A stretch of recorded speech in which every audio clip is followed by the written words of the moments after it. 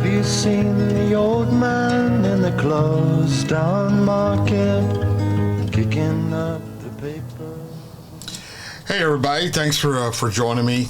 This is a request from Kimmy, and she wants me to react to Ralph McTell, The Streets of London. And if y'all can never understand when I say somebody's name or the name of the song, just look in, the title or my description. I'll have it there, and it might be easier than trying to muddle through my accent. But so I don't know what this is about. But I just looked at the introduction like you guys did, and it looks like it's going to be pretty bitchin'. And I like this. Reminds me of a Bob Dylan song, "Ain't No Use in Sit and Wonder Why, Babe," if you don't know by now. That's kind of the tune that I got just in that 20 seconds. So let me bring it up here, and let's just get right into it. And I hope you all enjoy it as much as I enjoy doing these reactions for you guys. So yeah, I'm making sure everything is backed up, everything's got audio. I think we're good to go. Let's get into it. And thanks, Kimmy, for your request.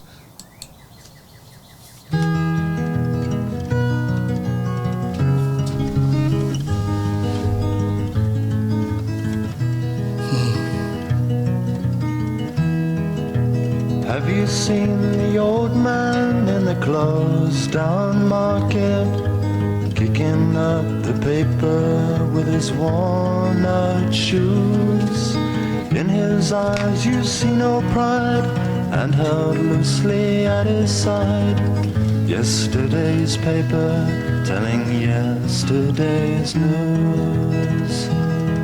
So how can you tell me you're lonely and say for you that the sun don't shine?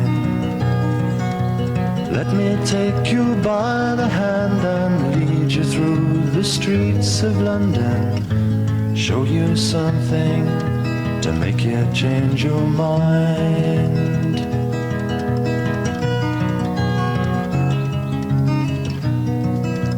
Have you seen the old girl who walks the streets of London? Dirt in her hair and her clothes in rags. She's no time for talking, she just keeps right on walking, carrying her home in 2 carrier bags. So how can you tell me you're lonely and say for you that the sun don't shine? Let me take you by the hand and lead you through the streets of London, show you something to make you change your mind. Yeah, this is a pretty heavy song. I mean, I know it's kind of a folkish song, but it's the meaning behind it is pretty heavy. I don't understand why a lot of people are homeless, and why it just seems like we get used to it when we walk by them or we drive by them on the corner of the road. I always, if I'm stopped and I see somebody that's homeless, or at least announces that they're homeless, I really don't care to investigate if they're telling me the truth or not. I'm gonna take them at their word. I try to do whatever I can. If it's food, if it's just $1 that I have rustling around in my wallet, I'm not doing it for them per se. I'm doing it for me, because it does. It does make you feel like you're not as selfish of an asshole that sometimes you think you are. And to tell you the truth, you never know, man. If you're being if you're being judged on your generosity or your kindness to your fellow man, you just never know. I have a story of a homeless person that I fed one time, and maybe someday I'll share that story. At least how I saw it. It could be totally, it's just how I interpreted our interaction, that I thought that blessed me more than I blessed this person. That's how I feel about it. And to tell you the truth, there wasn't but a couple of words even exchanged between the two of us. Are you hungry? Yes. Can I get you something to eat? Yes. And that was the extent of our conversation, but there was so much more said in there. So,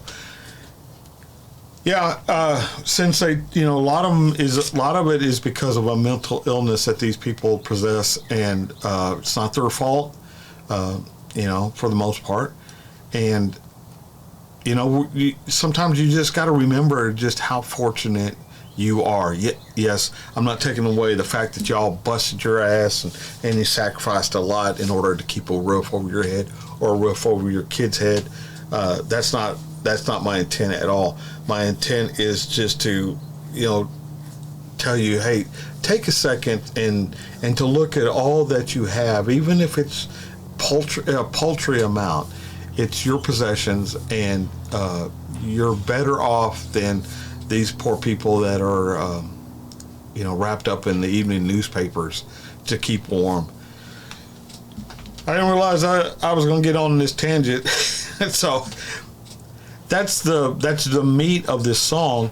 But as far as the song itself, the voice and everything, yeah, man, this is a typical troubadour type of folk music that I particularly care for. I like it. Kimmy, this was a banger, man. Thank you, and the rest of y'all, let's just get back into it. To make you change your mind.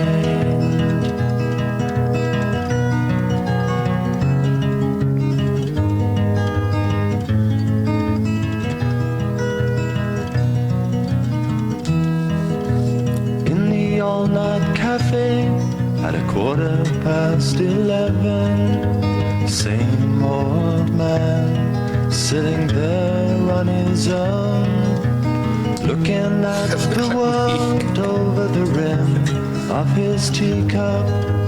Each tea lasts an hour, and he wanders home alone.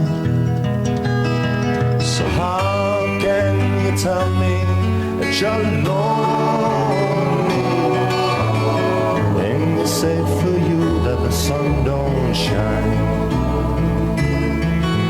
Well, let me take you by the hand and lead you through the streets of London. I'll show you something to make you change your mind.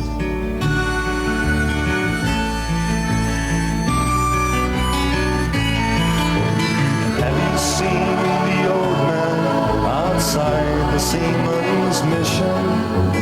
Memory fading with the metal ribbons that he wears.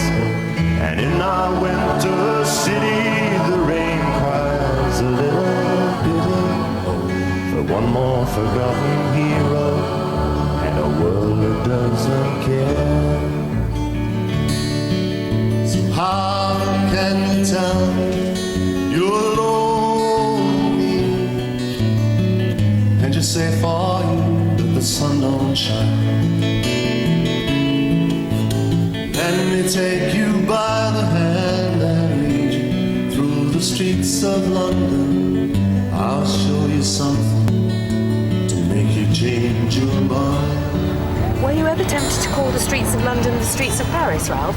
Well, it was going to be that. And I had it in my mind that would have a lovely ring to it. And then I started thinking, somebody reminded me there was a song called The Poor People of Paris, or a tune called The Poor People of Paris. And I thought, well, if this situation is not just confined to this city, it's everywhere. And London, everywhere. which I know even better, has just the same characters, different in a different circumstance, different location.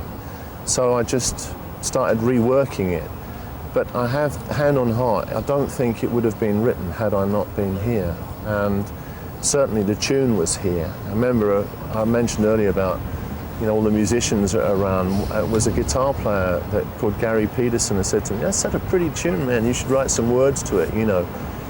And so it started off about Paris and metamorphosed into London, you know.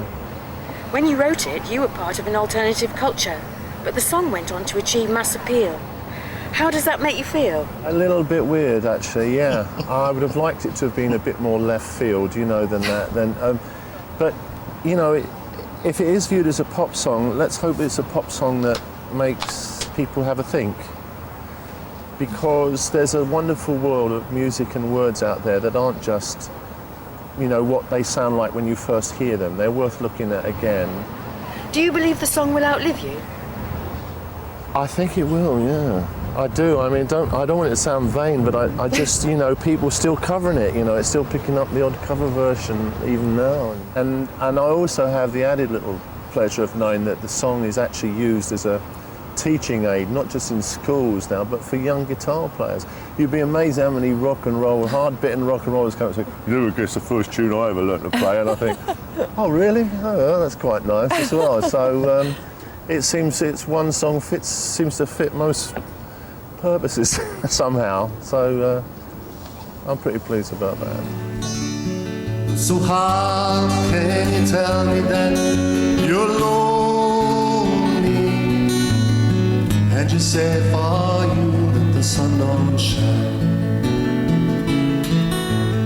Let me take you by the hand and lead you through the streets of London.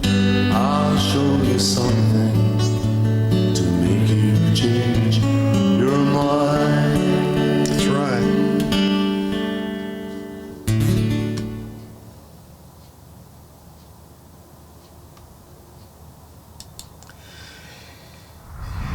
Yeah, when you think you got it bad, and I say this all the time, when you think you got it bad, just look around. There's other people that have it far worse than you have. Yeah, so today you don't have Coke, you know, or you don't have Kool-Aid or whatever, but there's people that don't have a cup to even drink water out of, you know, so there's always people that are far worse off than each of us are, and you know, there's an old saying, "But for the grace of God, there go I," which is the truth, you know, for a lot of people, man. I mean, what's the difference between me being there than me being what I was? Not a whole lot, you know. I mean, you know, what was the difference in circumstances in my life that allowed me to be successful and allowed these people to go down the path of this hard scrabble life? I would think that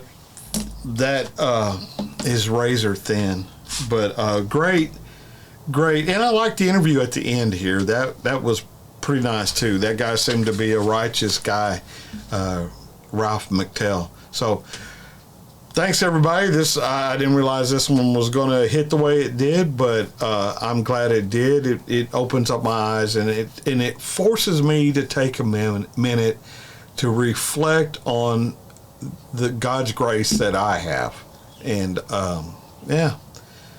All right, man. That's going to do it for me. So till I see y'all again, I'll catch you down the road, all right? So let's move over here, and we're going to go to the outro, and I'll see you guys on the next one. Thank you for stopping by and spending your time here. Bye now.